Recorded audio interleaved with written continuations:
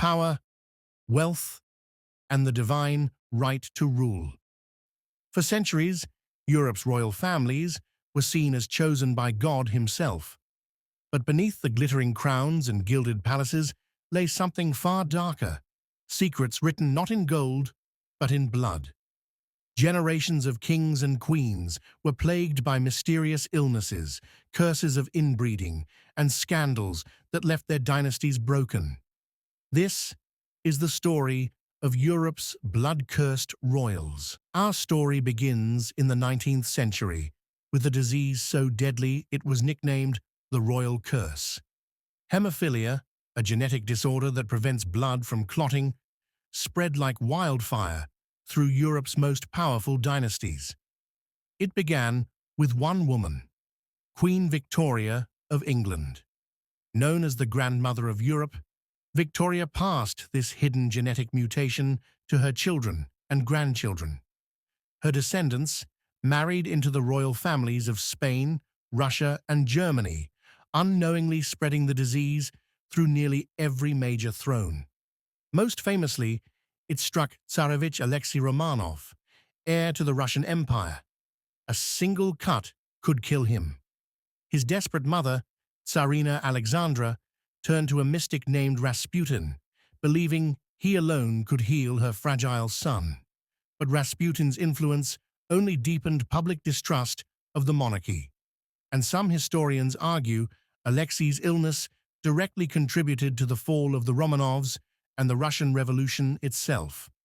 The blood curse had transformed from a medical condition into a political time bomb. Across the Channel in Britain, another monarch bore the mark of blood-cursed illness.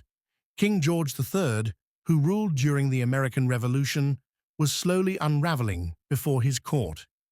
At first, his episodes were dismissed as eccentricity, but soon his erratic behavior became impossible to ignore. He spoke for hours without pause, ranted incoherently, and at times foamed at the mouth. Modern historians believe George suffered from porphyria, a rare blood disorder that can cause hallucinations, seizures, and excruciating pain. His condition was so severe that courtiers were forced to restrain him, and rumors of his insanity spread across Europe. The result? His illness weakened Britain's stability at a time of great upheaval, and whispers of divine punishment tarnished the monarchy's sacred image.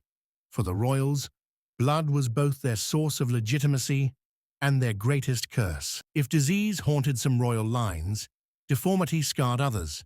Nowhere was this more apparent than in the House of Habsburg, one of the most powerful dynasties in European history.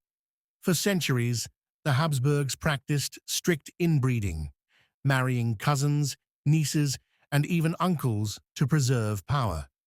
But this came at a devastating cost.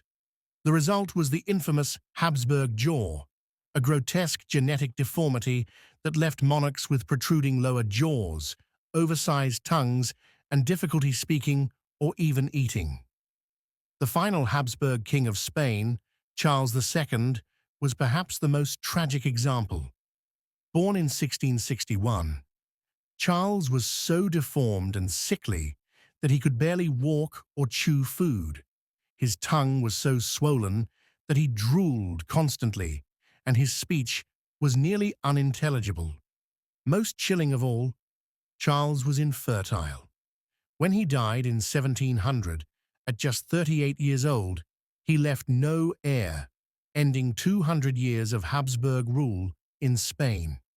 The dynasty had literally bred itself into extinction.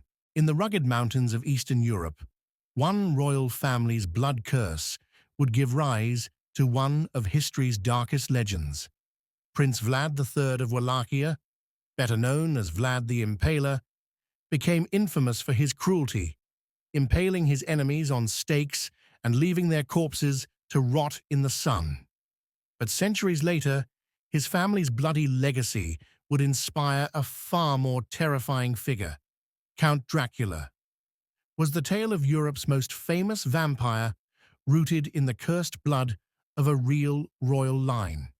In Part 2, we descend deeper into the shadows of Europe's blood-cursed monarchs, from vampire myths and executioner kings to murdered princes, and a curse that still lingers today. In the mountains of Wallachia, in what is now Romania, there lived a prince whose name still sends shivers down the spine. Vlad III Dracula, better known as Vlad the Impaler. Born in 1431 into a family sworn to the secretive Order of the Dragon, Vlad's childhood was steeped in blood. He was held hostage by the Ottoman Empire, forced to witness unimaginable cruelty. When he returned to power, he unleashed horrors of his own. It is said that he impaled more than 20,000 people on wooden stakes, arranging their bodies like grotesque forests outside the walls of his castle. Chronicles claim entire villages were left rotting under the sun as a warning to invaders. Yet it wasn't only his cruelty that earned him infamy, it was his name. Dracul in Romanian meant the dragon, but to the terrified peasants, it came to mean something far darker, the devil. Centuries later, Vlad's bloody reign would inspire Bram Stoker's legendary novel Dracula, merging myth and monarchy into one of history's most enduring curses. But Vlad was not the only royal haunted by blood and death.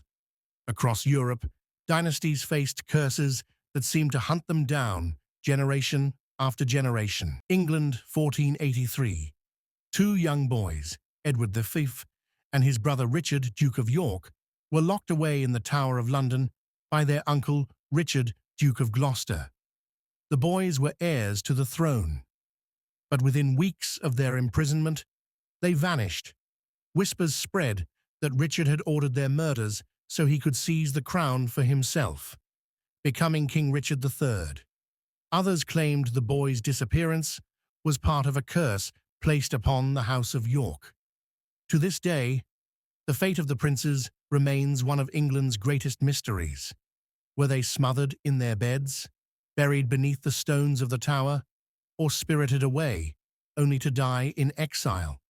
Centuries later, bones discovered within the tower's walls were declared to belong to two children, but no proof has ever confirmed their identity. The blood curse of the princes lingers on, a chilling reminder that even innocence was no shield against the darkness of monarchy. Fast forward to the French monarchy in the 16th century. Few kings embodied the curse of blood more than Charles IX of France.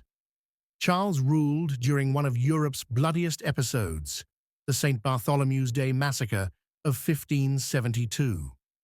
Tens of thousands of Protestants, known as Huguenots, were slaughtered across France after a royal wedding meant to unite the faiths descended into chaos. Though Charles was only 22 years old, it was his signature that unleashed the rivers of blood. And yet the king himself did not escape the curse. Within 2 years, Charles IX was dead, his body ravaged by tuberculosis. Witnesses said he bled from his mouth, nose, and even his skin, as if the bloodshed of France had seeped into his veins. The people whispered it was divine punishment, the monarchy itself bleeding for its sins. Even as the centuries passed, Europe's royals could not shake the shadow of curses. The Bourbon dynasty of France, rulers of Versailles, kings of absolute power, was warned of a prophecy that would spell their doom. Legend said that the Bourbon line would end in violence, drowning in its own blood. In 1793, that prophecy came true. King Louis XVI was dragged to the guillotine during the French Revolution. As the blade fell, the crowd screamed with ecstasy and blood spattered across the square. His queen, Marie Antoinette, followed months later. Their deaths ended not just their reign, but the centuries-old illusion of divine right. The blood curse of the Bourbons was complete. A dynasty that once seemed untouchable had been erased in a storm of steel. and blood. You might think the blood curse of royalty was left behind in the dark pages of history, but whispers of it remain even today. Modern science has uncovered the truth behind some of these royal afflictions. Hemophilia traced through DNA, porphyria revealed through medical records, genetic mutations explained by inbreeding. And yet, the legends endure. From Dracula's castle in Romania to the Tower of London, millions flock each year, searching for traces of the curses that once toppled kings and terrified kingdoms. Perhaps the blood curse was never truly about disease or genetics. Perhaps it was a symbol, the haunting truth that even the most powerful rulers could not escape mortality, madness, and fate. Europe's royal families built their power on blood, sacred blood, noble blood, blood said to be chosen by God. And yet that very bloodline carried the seeds of their downfall, from madness and deformity to betrayal and execution. The cursed blood of kings reminds us of a universal truth. No throne, no crown, no empire can stand forever. The blood of royals was meant to set them apart. Instead, it doomed them. If you've enjoyed this journey into the shadows of history, don't forget to like this video, subscribe for more forgotten tales of power and betrayal, and ring the bell so you never miss an episode. History is written in ink, but the story of the blood-cursed royals was written in blood.